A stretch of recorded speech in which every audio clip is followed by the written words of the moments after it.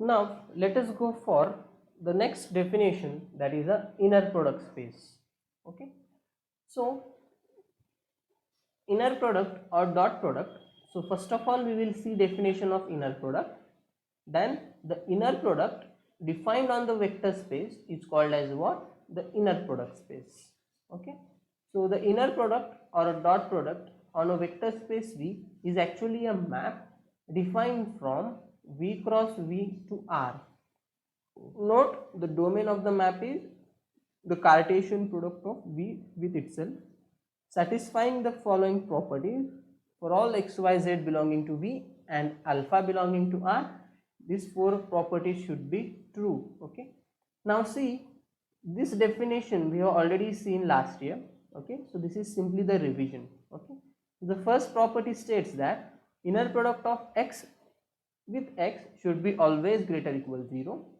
But if inner product of x with x comes out to be 0, then this is possible if and only if x is equal to 0. Next is inner product of x with y is equal to inner product of y with x.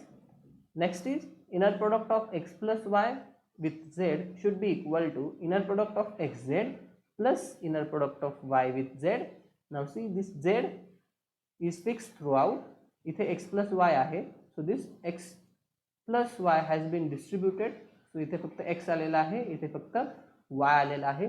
So same thing is happening over here, but it is happening in the second coordinate. So now x is fixed throughout, so it is inner product of x with y plus inner product of x with z. Then the fourth one is inner product of alpha x with y is equal to what? Alpha times inner product of x with y. Note that this alpha is a real number, means from this inner product you can take the real number out. असं काय नाही आहे की we can take it out only from first coordinate, we can even take it out from the second coordinate. Okay, so you can see over here, yes, note is given. So now the real number is attached to second coordinate in the inner product, still we can take it out. जर दोन्ही coordinateला जर real number असतील, for example suppose it is like this, alpha x comma beta y, then what will happen? एकदा तुम्हाला alpha बाहेर घेता येईल x beta y आणि नंतर तुम्हाला बीटा बाहेर घेता येईल. So it will be like this. Okay, but note, this is the definition of inner product.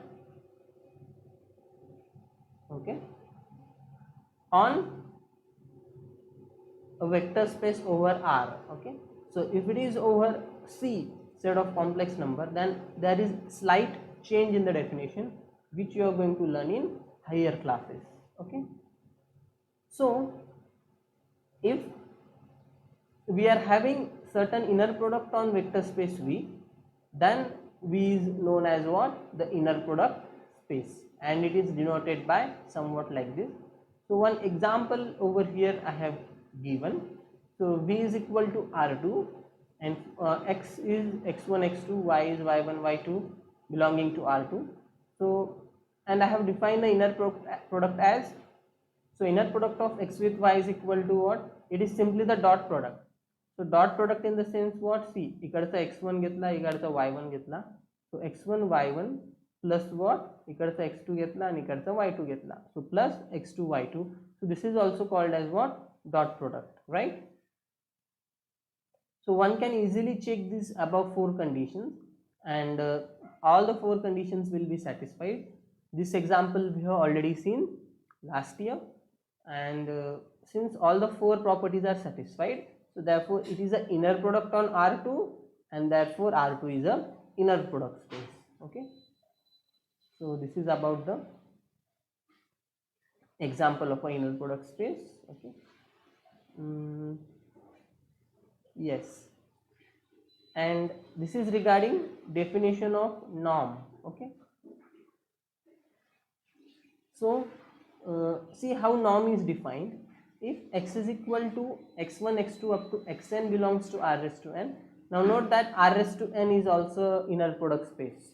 Okay, so therefore we can define norm on it, because norm कुणाच्या स्वरूपात define केलेली आहे? इनर प्रोडक्टच्या स्वरूपात. ओके, म्हणजे जर एखादा इनर प्रोडक्ट स्पेस आपल्याकडे असेल त्यावरतीच आपण नॉर्म डिफाईन करू शकतो. Okay, so if x is equal to x1 x2 up to xn belonging to r raised to n, then the length or norm of this vector x is denoted by norm of x and is defined as norm of x is equal to what? Inner product of x with x raised to half. So this is important now. Hereafter we are going to use it many times. What is norm of x? Inner product of x with x raised to half. So if you square it on both sides, so what you are going to get? Norm x square is going to be inner product of x with what? X. Okay. Now simply note one thing, this inner product of x with x is greater equal 0, isn't it? That is the first condition of our inner product. Now since this inner product is greater equal 0, so no worries, we are not going to get a complex number over here. Okay, कारण की raised to half आहे ना, so this inner product of x with x is greater equal 0 only, so no issues with that. Now let us see the definition of orthogonal transformation, or you can say orthogonal linear transformation. So in order to define orthogonal linear transformation, we are supposed to have an inner product space. Okay, so let V be an inner product space, then a linear transformation T from V to V is said to be orthogonal if inner product of Tx with Ty is equal to inner product of x with y for all xy belonging to V. Now just try to understand this condition. So what is happening actually here is you are supposed to note few things. The first important thing is that your map, that linear transformation should be from V to V, means domain and codomain should be same. Okay, so orthogonal transformation is a linear transformation in which first of all domain and codomain should be same, and the second thing is this condition should be satisfied. So what is this condition actually? So inner product of Tx Ty, now just keep in mind this inner product, whatever this inner product is there on the left hand side, that is going on in the codomain, and whatever this inner product is there on the right hand side, that is going on in domain. Okay, so both this inner product should be same for all xy belonging to V. Okay, now if you recall the definition of inner product, so inner product is basically nothing but what? It is a function from V cross V to what? R. Okay, means codomain of this function is set of real numbers. Okay, means whatever values over here you are going to get, they are going to be real numbers. Means take one element of V, in fact take two elements of V, x and y, let us say, find their inner product. So once you find their inner product x and y, so you will get some real number alpha. So what you do now, you take the image of x under t, so you will get t of x. Now you get you take image of y under t, you will get t of y. Find this inner product, this is also going to be some real number, let us say some alpha 2.